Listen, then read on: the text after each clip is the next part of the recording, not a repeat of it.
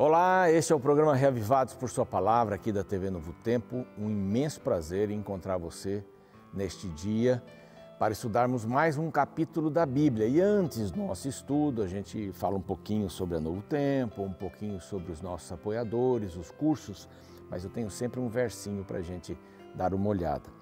É um verso de Davi, capítulo 51, verso 10 de Salmos, que diz assim: Cria em mim, ó Deus, um coração puro e renova dentro de mim um espírito inabalável. Este é um dos versos lindos da declaração que Davi faz depois de um pecado bastante horrendo. Nós já passamos por aqui, não é? Com Batseba. E ele se arrepende de fato e ele diz assim: Senhor, cria em mim um coração puro, o meu não está muito bom, não está muito certo. É para Deus que a gente tem que pedir um coração puro e a gente tem que pedir um espírito inabalável. Nós não temos forças em nós mesmos para fazermos isso. Podemos até demonstrar uma coisa ou outra, mas lá do fundo do coração nós sabemos que precisamos de Deus para nos dirigir passo a passo, para que a gente encontre esse coração puro que só Ele pode dar e esse espírito inabalável. É como o monte de Sião que não se abala, não é? Esse abalar significa não foge, não fugir de Deus, sempre ir na sua direção. Nós temos aqui um grupo de pessoas muito especiais que nos acompanham através do Spotify, do Deezer, do NT Play. Ali temos imagens também e conteúdos diferentes da TV, a própria TV às 6 da manhã, às 3 da madrugada também na repetição, e os nossos queridos amigos e amigas do YouTube. O nosso canal é Reavivados por Sua Palavra NT, esse é o nosso canal. Temos ali mais de 410, não sei quantas mil pessoas, muita gente querendo estudar a Palavra de Deus. E eu sempre peço para você que tem ali a inscrição no canal, se não tem, faça, mas que compartilhe o link do programa para que outras pessoas também possam estudar a Palavra de Deus. Os Anjos da Esperança também, que nos ajudam a pregarmos o Evangelho em português e espanhol para todo mundo, através da rádio, da TV, das mídias sociais e dos cursos bíblicos. Se você quiser se tornar um Anjo da Esperança, aqui está um número para você entrar em contato e você vai ter todas as suas respostas aí para como se tornar um Anjo da Esperança. E falando nisso, Anjo da Esperança, cursos bíblicos, nós estamos oferecendo essa revista para você que fala sobre a oração. É muito importante saber bem sobre a oração. É o meio que nós temos de conversarmos com Deus. Ele fala conosco através da Bíblia, fala conosco através da natureza, da história do próprio Cristo, e nós conversamos com Ele através da oração. E eu preciso me ajoelhar, fechar os olhos, como é que é a melhor posição para a oração? A minha oração é atendida? Quando ela não é atendida? Se não é atendida, é uma janela que se abre para Deus? Como é que funciona isso? Aqui você vai ter muitas respostas, um estudo bem aprimorado sobre a oração, e é muito simples. Através deste WhatsApp você pode pedir o curso, ele vai pelo correio, anote bem aí o WhatsApp, é só colocar curso sobre oração ou o título, né? Deus me ouve, que é o título dessa revista. E também você pode pedir através do nosso site, novotempo.com/escola bíblica, bem simples. Você vai receber isso onde você quiser, onde você indicar, enquanto você espera, porque vai pelo correio. Você pode solicitar o nosso curso através do WhatsApp, o curso Vida Espiritual. São poucas lições, muito gostosas. Assim que você enviar uma mensagem para este outro WhatsApp aqui, você já recebe a primeira lição, já começa a fazer, é encantador, é muito gostoso mesmo poder participar desse curso. Aí vai chegar a revista, depois de um tempo você vai estudar a Bíblia de novo, e há outros cursos também que você pode buscar. Hoje nós vamos estar falando um pouquinho sobre o capítulo 15 do segundo livro de Samuel e vamos para um rápido intervalo. A gente volta já já com este capítulo que é bem interessante. Não saia daí.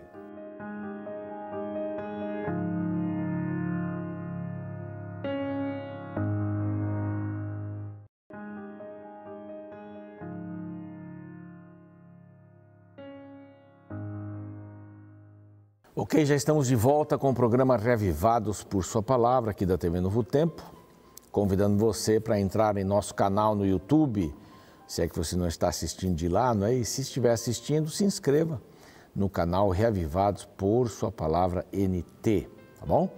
Estamos estudando o segundo livro de Samuel. Na realidade é um livro só, dividido em duas partes, até Saul, final da sua vida, depois Davi. O livro praticamente fala sobre Davi, do começo ao final. Depois nós vamos ver lá Salomão lá no finalzinho e depois o próximo livro, que é o primeiro livro de Reis, dando a sequência. Mas é metade de um livro só falando sobre Davi e tudo o que aconteceu. Era muito confusa a situação que Davi estava vivendo. Ele, nos primeiros capítulos, 1 a 7, conta então este livro que ele tentou unir o povo de Israel. O povo estava dividido, Saul era lá de cima e Davi era lá de baixo, do sul, e as 10 tribos não queriam conversar com as duas, né? Simeão e Judá. Simeão desapareceu entre a tribo de Judá, porque estava bem ali no meio, na parte mais sul. E então tinha essa divisão. Essa divisão vai continuar assim, sendo um aspecto de conversa, de brigas, aí durante um bom tempo, até que depois de Salomão o reino se divide realmente em duas partes. Nós vimos ontem a história de Absalão que matou Amnon, porque ele estuprou a irmã, né, a irmã de Absalão, Tamar. Foi uma história triste que nós vimos aqui alguns capítulos atrás. Ele guardou por 2 anos esse sentimento. Parece que esse era uma estratégia de Absalão, guardar por um tempo e de repente mostrar o que realmente ele tinha dentro do coração. Ele marca um almoço, uma alimentação com seus irmãos, o rei não foi. Ele então dá ordem, os seus servos matam Amnon, seus outros irmãos fogem, ele foge por 3 anos. Então aquela insistência de Joabe para que ele voltasse para Jerusalém, volta para Jerusalém, ficou 2 anos sem ver o pai o recebe, tudo isso aqui no capítulo 14, né? O pai o recebe e tudo bem, começa a ter um certo relacionamento, e o 15, ele mostra de novo a sua cara e os seus sentimentos mais profundos. Absalão tinha um desejo muito grande de ser o rei de Israel. Davi não era um velhinho, mas era um rei mais velho, mais experiente, não é? No decorrer do tempo. Ele já não saía para algumas batalhas, ficava no palácio. Então, Absalão, jovem, olha para este rei mais velho e diz assim, não sabe mais nada, né? Essa é uma atitude que a gente às vezes encontra em alguns lugares, os jovens olhando e desrespeitando os mais velhos, né? Desrespeitando o trabalho, a sequência, a vida, a experiência, né? Mesmo que talvez uma pessoa mais velha não saiba mexer no computador, mas ela tem vida, né? Ela aprendeu muitas coisas com a vida e não existe coisa mais agradável do que se assentar com uma pessoa dessas para ouvir as histórias, ouvir as experiências. Isso vai enriquecer muito a nossa vida. Bom, Absalão está de volta e aqui diz que Absalão fez aparelhar para si um carro e cavalos e 50 homens que corressem adiante dele. E o que aconteceu, né? Levaram Absalão de manhã para a entrada da porta. Então, aquele cortejo grande, Absalão, filho do rei, está tudo certo com ele, foi até a porta onde entravam as pessoas que queriam falar com o rei. E ele ficava parando aqui. É interessante, verso 3 vai dizer assim, olha, tua causa é boa. Ele ouvia as pessoas que vinham falar com Davi, com o rei, e vinham de fora, tua causa é muito boa, mas não tem ninguém da parte do rei para ouvir você. Não é? Bom, quem me dera ser juiz da terra para que viesse a mim, todo homem que tivesse qualquer demanda ou questão, verso 4, para que lhe fizesse justiça. Então, olha que pena, né, que o rei não pode atender você, mas só se eu fosse alguém para poder resolver esses assuntos, eu resolveria com o maior problema. O que ele está fazendo aqui? Ele está falando mal do rei para poder ficar no lugar do rei. Ele está minando. Então, Absalão era um homem que usava muita estratégia. A gente chama isso de maquiavélico, né? Era alguém que vivia pensando lá na frente, que eu vou fazer assim para que lá na frente aconteça isso e tal. Ele estava minando a monarquia, né? Do seu próprio pai. Não estava nem interessado aí. Ele tinha seu próprio caminho, eu vou ocupar esse lugar. e eu vou fazer de tudo para ocupar esse lugar e vou agir desta forma para ocupar o lugar. Aqui o verso 7, o final do verso 6 e o verso 7 são bem interessantes. No verso 6, assim, ele furtava o coração dos homens de Israel. E quando a Bíblia fala em Israel, fala das 10 tribos. Quando a Bíblia fala de Judá, fala das 2 tribos, Simeão e Judá. Ele furtava o coração. Era justamente desse grupo, das 10 tribos, que estavam sempre querendo ter alguém deles.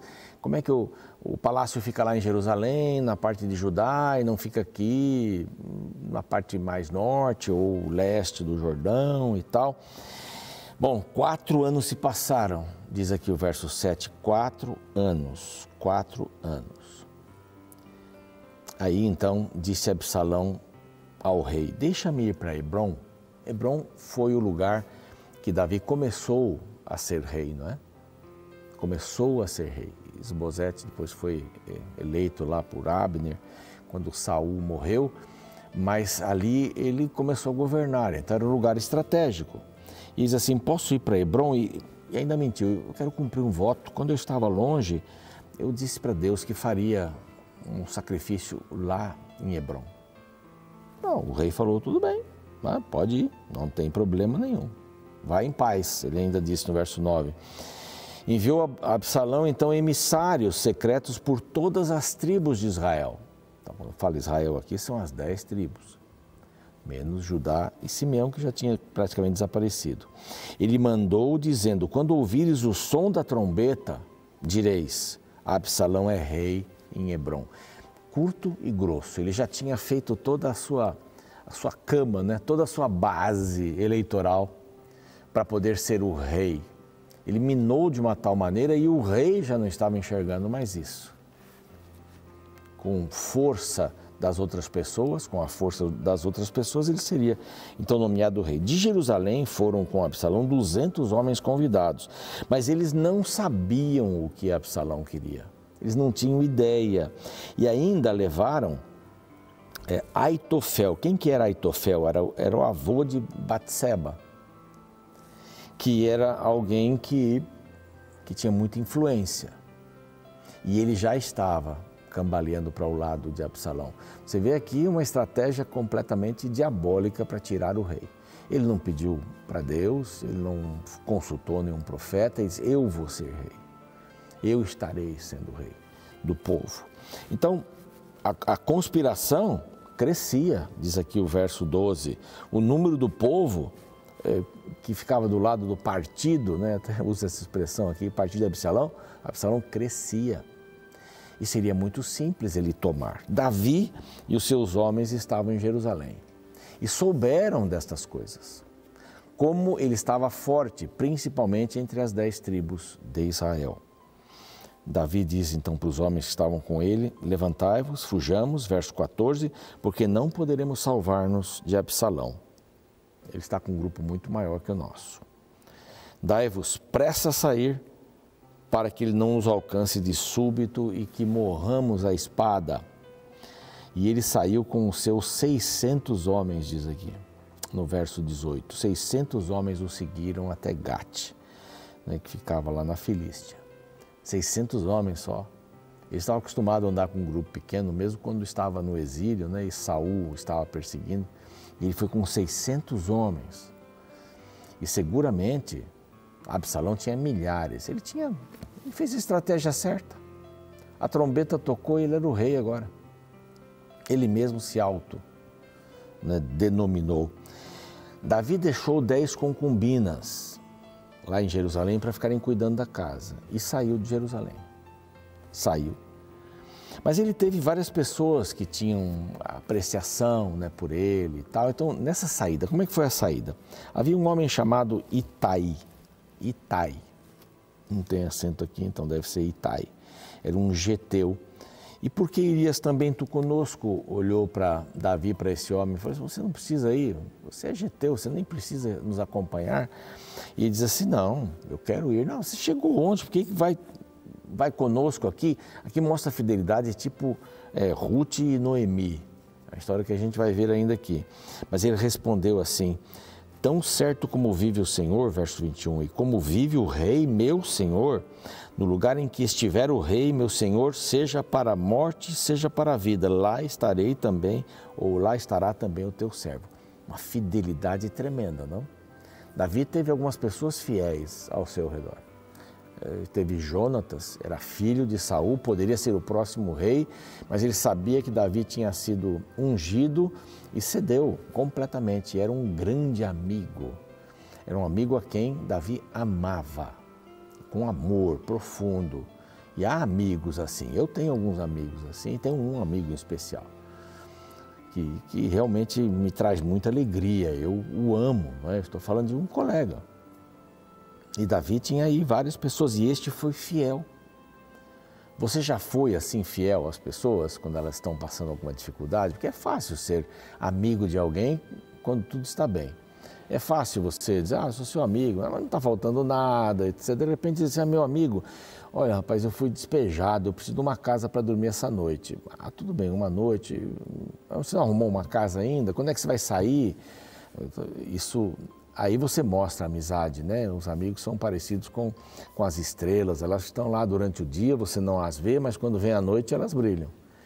Então, essa é a função de um amigo. E aqui estava um amigo bem fiel. E ele passou com Davi para o outro lado. As pessoas estavam chorando em alta voz, porque Davi estava indo embora. E agora vem alguns outros amigos que queriam acompanhá-los, a arca saiu. Uma história assim triste de Davi tendo que sair de Jerusalém. Porque além de ele ter conquistado várias pessoas ali, o Absalão, ele estava vindo para lá para assumir. Ele estava em Hebrom, mas ele queria se assentar no trono de Davi, para ser rei, completamente rei ali. Então tem lá o Zadok, sacerdote, Ahimaás e seu irmão Jonatas, filhos de Zadok, que deveriam continuar ali para levar as notícias. Então, Davi preparou um grupo de agentes secretos, né? Que ficariam ali. Esses dois, por exemplo, ficariam ali.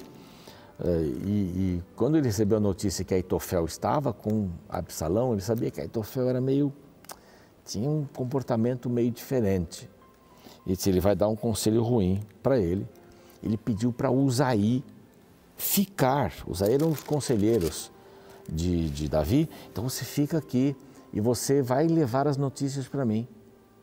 Não é? Veja o que está acontecendo, cuide com Aitofel, porque os conselhos dele vão levar Absalão para um buraco muito rápido. Embora Davi tenha sido traído por Absalão, embora ele tenha aprontado bastante com o seu pai, o rei, pegando o seu lugar, Davi amava. Davi era um tipo de um conciliador, né? Ele esperou, teve paciência, entrou lá um rei antes dele, o filho de Saul, ele esperou com paciência, esperou o povo, ele não tomou algumas medidas drásticas porque ele dividiria mais as 10 tribos das duas, ele foi com muita paciência e agora ele olha para o seu filho e diz assim, mas que pena que Absalão fez isso. Né? Eu não gostaria que ele fizesse isso, mas eu tenho que me precaver também. Então, Uzai ficou ali, juntamente com os dois filhos de Ahimaás, né? Aliás, de Zadok, Ahimaás e Jonatas, ficaram lá no sacerdócio para levar as notícias, para trazer e levar as notícias. E Davi fugiu de lá com os seus 600 valentes, né? 600 homens preparados para a guerra. Que história mais maluca essa, não? Mas não ficou assim. Nós vamos ver aqui no decorrer o que acontece com Absalão, com todo esse orgulho, com toda essa juventude. E eu sei, eu posso, eu faço, eu consigo, minha estratégia deu certa. Sai daí, Davi, que eu quero entrar no trono. E ele vai cometer vários erros por causa da inexperiência e por causa destes seus conselheiros que não eram pessoas do bem. Quando a gente procurar um conselheiro, tem que ser uma pessoa do bem, né? Tem que ser uma pessoa do bem. E esses amigos dele o incentivaram a fazer coisas, nós vamos ver aqui amanhã, no próximo capítulo, depois, que não fizeram ele se dar bem como rei. Estava muito afoito pelo poder. Uma coisa é você querer ser um líder para servir e outra coisa é você querer ser um líder para ser servido, ser servido. Vamos orar? Pai querido, estamos terminando esse capítulo 15, entendendo as estratégias de Absalão para tomar o lugar do rei. Infelizmente, nós vemos isso nas empresas, às vezes até na igreja. Pessoas que precisam falar mal de alguém para substituir, para ficar no lugar dessa pessoa. Não tem a mínima noção do que significa sucessão, do que significa respeito pelos mais velhos, inclusive. E nós gostaríamos que nós tivéssemos esse respeito no nosso coração, pelos mais velhos, pela sucessão, que não seja por uma força nossa que as coisas aconteçam. Lógico, eu tenho que ter ideais, sonhos, mas que possamos estar nas mãos de Deus para Ele nos conduzir em cada passo. Em nome de Jesus, amém. Muito bem, o programa segue, eu fico por aqui e amanhã vamos chegar com o capítulo 16. Até lá, eu espero você com muita alegria no coração. O que vem em sua mente quando ouve a palavra político? Para muitos, política geralmente está associada à mentira. Logicamente que existem as exceções, mas não é por acaso que políticos recebem esta qualidade tão negativa. É muito comum em tempos de campanha ouvirmos promessas maravilhosas, as quais são rapidamente esquecidas quando o candidato é eleito. Mas a associação entre política e mentira não é nova. Séculos antes de Cristo, o filósofo Platão, em seu livro A República, defendia que existem momentos na política em que mentir é uma coisa boa e necessária. Biblicamente, a mentira é uma qualidade oposta ao caráter de Deus, a qual sempre traz tristes consequências. Veja o caso descrito no 2 Samuel capítulo 15. Absalão, filho do rei Davi, decidiu trair seu pai e usurpar o trono de Israel. Por isso, ele usou a velha estratégia política de prometer muito para conquistar o povo. A partir do verso 4, lemos: Dizia mais Absalão: Ah, quem me dera ser juiz na terra, para que viesse a mim todo homem que tivesse demanda ou questão, para que lhe fizesse justiça. Também, quando alguém se chegava para inclinar-se diante dele, ele estendia a mão, pegava-o e o beijava. Desta maneira, fazia Absalão a todo Israel, que vinha ao rei para juízo, e assim ele furtava o coração dos homens de Israel. Interessante como a Bíblia classifica a mentira como o ato de furtar o coração de alguém. Isso porque mentir também é roubar. Roubar a confiança, a honestidade e a esperança de alguém. Nos próximos capítulos, veremos as terríveis consequências das mentiras de Absalão. Por ora, fica para nós o grande desafio de sermos verdade no mundo de mentira que vivemos. Eu sei que às vezes parece que mentir é a melhor coisa a ser feita. Porém, ela serve apenas como um alívio para um momento que traz sérias consequências depois.